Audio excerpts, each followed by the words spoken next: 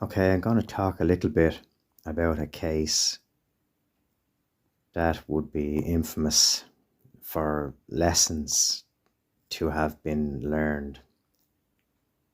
And there's just references and similarities to Jack and Lily's case that I just feel relevant to include. And maybe there's stuff to be learned here. Okay, we'll continue on.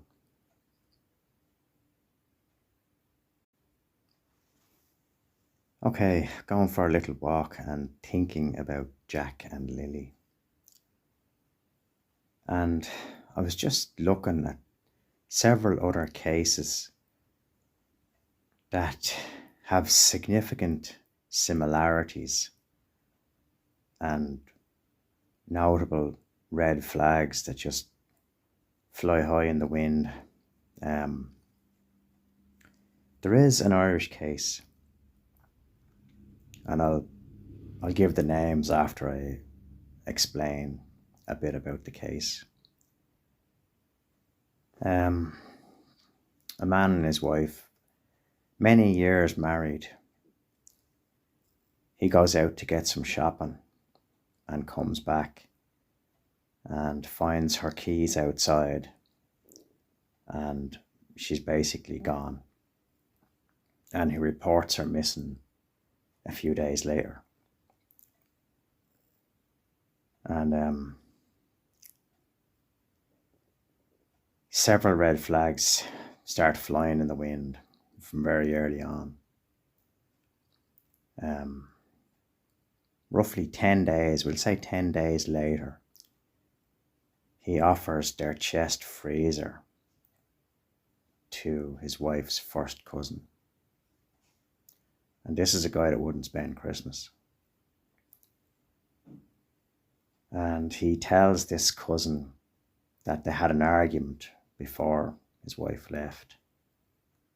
And he reported that she threw a cup or something similar at him. And this cousin vehemently denies that his wife was in any way violent. She was a very passive person. And for the first year of her disappearance, the husband did several interviews. Numerous, so numerous it's probably hard to get an exact figure, but later on in court there was something like 14 interviews between radio and podcasts and TV, mainstream. And this guy could talk. He was a very slow, methodical talker. And he so nearly tripped himself up so many times. And his explanations for things were vague. As in, the clothes she took with her was vague. The large sum of money she supposedly took with her couldn't really be accounted for. It just wasn't possible that such a large sum could have been amassed to be gone. And that was the first year. And many years went through the COVID pandemic.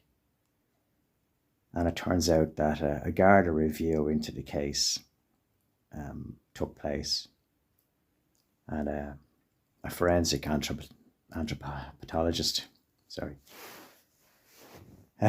did a review of this case, and she, on known factors and likelihoods similar to other cases, it was highly suspected that his wife would be in the building, near the building. Her remains would be somewhere close. So based on this, they did an invasive search, and he was arrested, and they brought a cadaver dog in. This is like 6 years later. over 6 years later, and the cadaver dog hit at an area inside the house.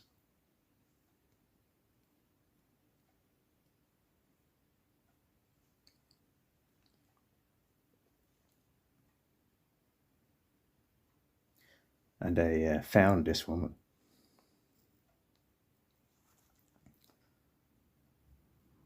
The Garda team found this woman buried face down in a clandestine grave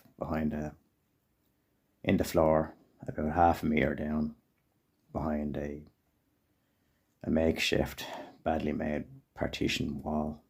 And Richard Satchwell is the guy's name, and Tina was his wife. And Richard has been convicted, and his appeal, he has made an appeal, and it'll be heard sometime late 2026. So there's several similarities, even though the cases are different. The red flags flew early. And it was almost as if they went unnoticed, as in the cousin's report of the chest freezer and being a passive person, where the protagonist says she was violent. Several things didn't add up. And it was well noted. As well as that, when the police did a full search of laptops and phones, they actually found a search for quicklime. And if they had done that earlier, or if they had brought in the cadaver dog earlier, it wouldn't have took 6.5 years for Tina to be found. Similarly, with Jack and Lily, 4 months later, bringing a cadaver dog and not even checking the vehicles. It's just shockingly disgraceful. Like, it's heartbreaking.